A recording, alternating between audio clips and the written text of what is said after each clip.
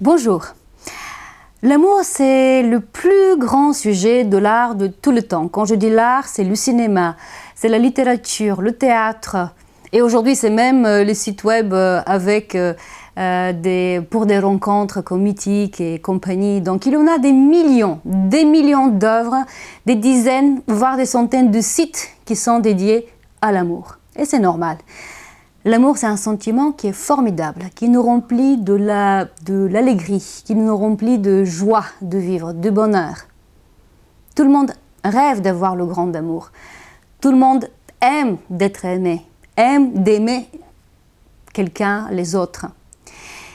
Je me suis posé souvent la question, par contre, ok, il y a un coup de foudre, il y a un amour qui se déclenche, et puis au bout d'un certain temps, cet amour commence à s'effriter, commence à disparaître, jusqu'au moment où on peut plus supporter même l'autre. L'amour n'est pas éternel donc. C'est très très rare que l'amour dure plus de 3 ans. Pour citer Frédéric Beigbeder, qui est bien connu pour sa thèse que l'amour effectivement dure pas très très longtemps. Je me suis donc posé souvent cette question, pourquoi? Qu'est-ce qui fait qu'un amour ne perdure pas? Est-ce que c'est impossible que l'amour soit éternel?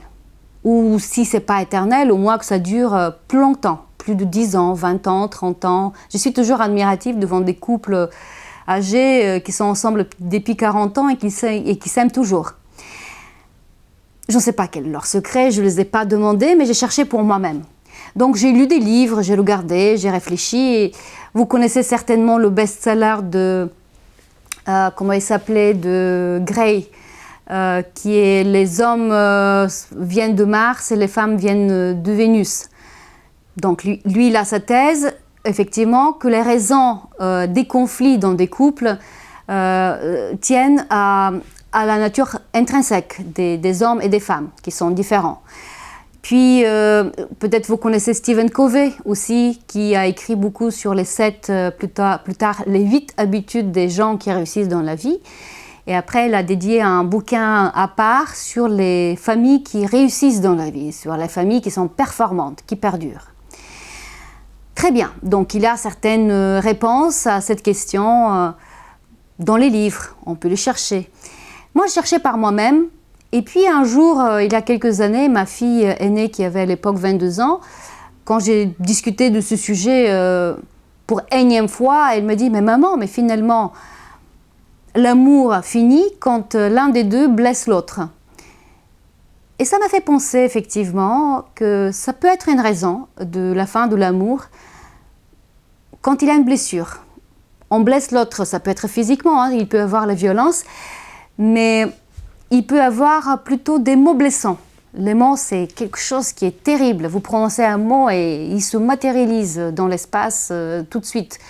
Et il va rester grévé comme un tampon sur la peau de l'autre. Donc, il faut vraiment faire attention aux mots qu'on utilise.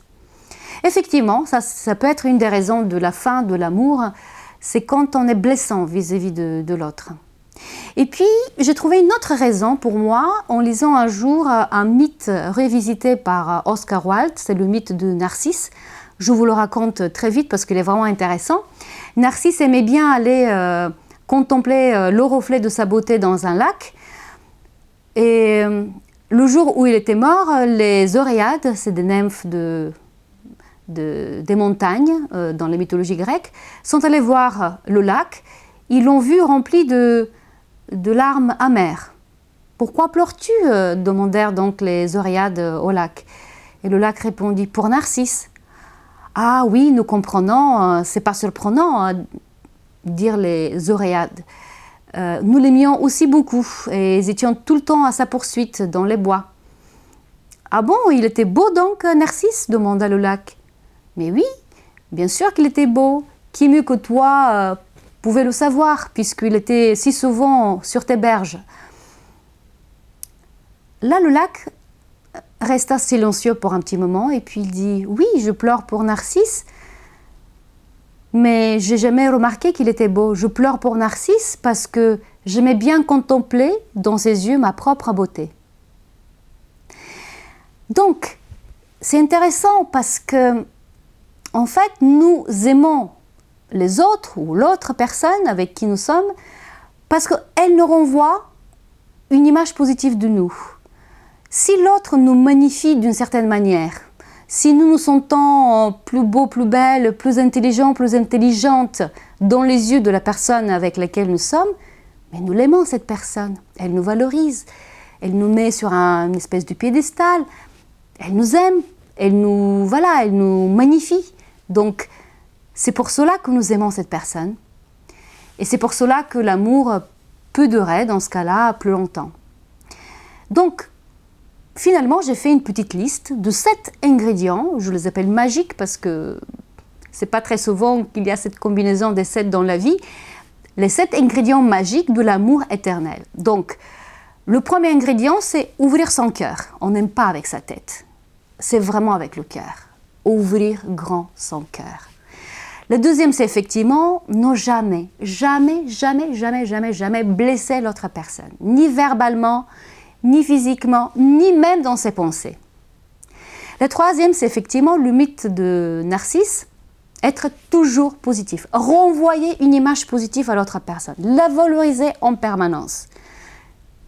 La troisième raison, c'est ne pas être orgueilleux. Si jamais vous faites une erreur, ça peut arriver dans nos vies qui sont tellement occupées et stressantes, si jamais vous faites quelque chose à travers, excusez-vous rapidement, demandez pardon vite. Donc ça, c'est le quatrième. La cinquième, c'est vraiment d'être à l'écoute de l'autre. L'écouter, mais vraiment. Et qu'ils sentent que vous l'écoutez. Après, il y a le sixième ingrédient pour moi, c'est d'être modeste, d'être prêt à changer, de ne pas se dire, moi, maintenant, je suis bien, je ne changerai rien en moi. Si, vous pouvez changer parce qu'au cours des années, on change de toute façon, on évolue. Et la personne avec laquelle vous êtes, elle évolue aussi.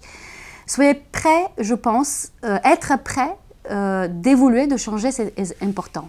Et enfin, le septième ingrédient, c'est les 3 passoires de Socrate que j'aime bien. Vous savez, les 3 passoires, les 3 filtres avant qu'on dise quelque chose. Le premier, c'est la vérité, le deuxième, c'est la bonté, le troisième, l'utilité. Est-ce que tout ce que je dis, d'une part, est vrai? Est-ce que c'est moi qui l'ai vu ou je raconte des ragots, des potins, etc. des autres? Donc, la vérité. Le deuxième, c'est la bonté. Est-ce que tout ce que je dis est bon? Ne pas dire de méchanceté. Et puis, le dernier, utile. Est-ce que c'est utile vraiment? Est-ce que ça apporte quelque chose? Passez chaque fois à travers ces 3 filtres tout ce qu'on dit. Voilà les 7 ingrédients de l'amour éternel d'après moi. Maintenant, il n'y a qu'à appliquer cette recette dans la vie pour voir si ça marchera mieux. Merci de m'avoir écouté. Je vous dis à très vite sur la chaîne Maîtrise de Soi et Liberté. Et puis abonnez-vous, abonnez-vous à cette chaîne pour comme ça vous seriez avertis quand je mettrai des nouvelles vidéos. Je vous souhaite une excellente fin de journée puisque nous sommes à la fin de la journée aujourd'hui. Et puis je vous dis à très très vite sur Maîtrise de Soi et Liberté.